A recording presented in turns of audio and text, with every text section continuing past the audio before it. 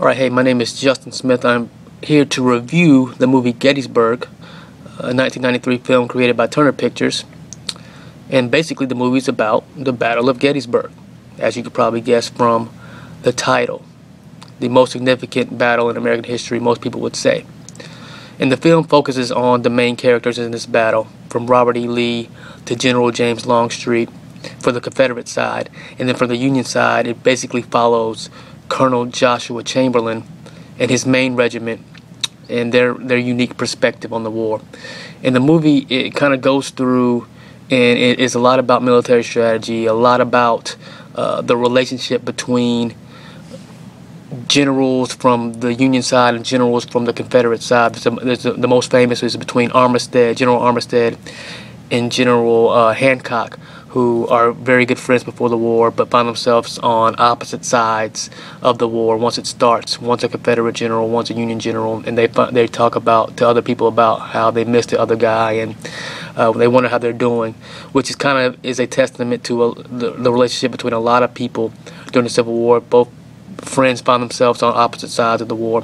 So the movie's really about that. It really gets at the character of the men who were involved, the bravery and the valor that they showed, but it's not for the average moviegoer. It's really for the Civil War buff who really likes military strategy, who really likes minute details about the Civil War and the Battle of Gettysburg specifically.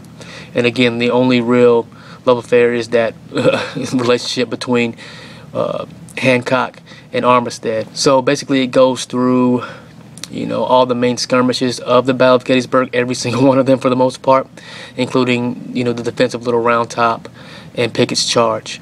And at the end, it kind of shows you what happened to some of the main characters in their lives after the Battle of Gettysburg.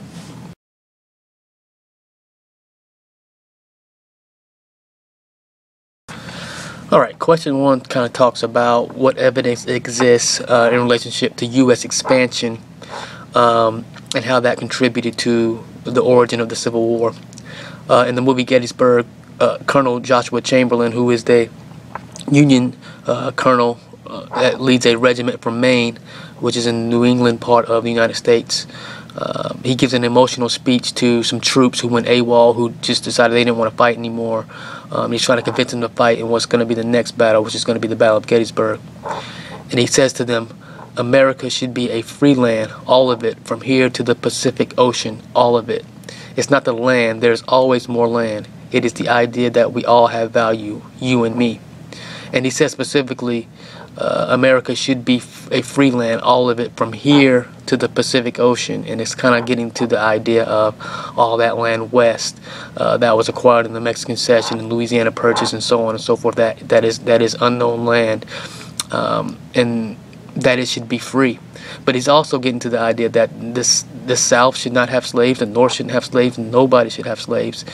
That all of it should be free.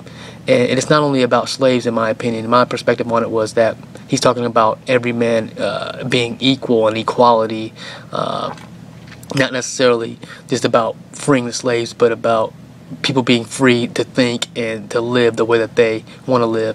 And it's kind of gives you an idea of what his perspective on why they're fighting is. And it's not about slavery necessarily. It's more about this idea of equality and freedom in all aspects of life.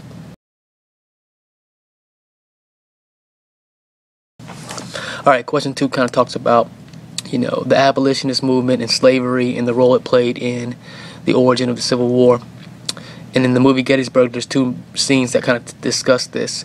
One scene is with some POWs, or prisoners of war, from the Confederate side, and Chamberlain and his regiment have them. And Chamberlain asks him, basically, he just says, why are you fighting? And one of the Confederate soldiers who were prisoners of war says, "I'm not fighting for no darkies, one way or the other." And he goes on to say, "I'm fighting for my rights." And it kind of alludes to the idea that a lot of the Southerners who did not own slaves, who were in the Confederate armies, a lot of those soldiers did not even have any slaves or couldn't afford them at all, but they were still fighting for the idea of their way of life and their culture and their ability to continue with that culture, not be dictated to by the North. And that scene does a good job of showing that it's not really about slavery, it's more about the idea that they want to preserve their way of life. And then in another scene, from the Union perspective, Chamberlain and his regiment find a runaway slave, and they're very nice to him. They give him food, they give him water, and they treat him like a man, essentially, not like property. And it kind of alludes to some things there. But also it leads to a conversation between Chamberlain and his sergeant. And he asks the sergeant, what do you think of Negroes? And basically the sergeant says, you take a man one at a time. You can't judge a race by, all together. You take them one at a time. And he admittedly says, I don't know much about them, but I'm fighting this war to prove that I'm a better man than someone who owns slaves, and he feels like it's more of a manhood thing. It's more about being a better person, better individual, and that's what this war is about.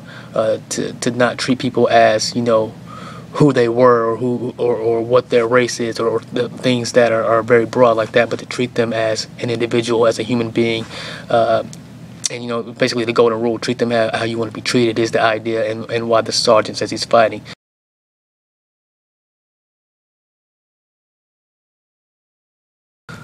Okay, so as you can imagine, this movie has a lot of specific factual information, or SFI. I'm going to give you 3 of them really quickly. One is taps, which is the piece of music that is played at most military funerals. I don't know if you've ever heard of someone who died or went to a military funeral, but they play taps, which is with the bugle, and it's really sad and so on and so forth. But this movie teaches us that taps was actually written by a Civil War general, Daniel Butterfield, as a lights out call. He liked it, and everybody else liked it, and ever since the Civil War, it's been the official lights out call for the Army. Came from the Civil War, and the movie kind of talks about it. And the last is the shoe factory, the infamous shoe factory in Gettysburg. The movie alludes to the idea that a certain group of soldiers are going to Gettysburg to get shoes from the shoe factory. And according to civilwar.org, there is no shoe factory that existed in Gettysburg during this time of the war.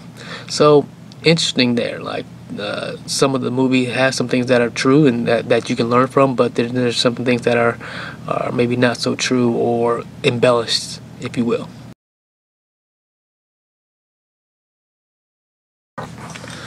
In conclusion, I think the movie Gettysburg, the 1993 film by Turner Pictures, is a good film for an educational tool. I think it has a lot of specific factual information. There's obviously a historical influence where there was historians who were on set who were helping with, all the pieces as far as, who went where and who did what. But I also think that it's going to be difficult for students, high school students, to watch a movie. It's 4.5 hours long, and that is very dry because there's not much of a storyline. It's really just about the history. So as a educational tool, I think it should be used in pieces, not as a full-length movie for students to watch. But that's probably the best way to use this movie.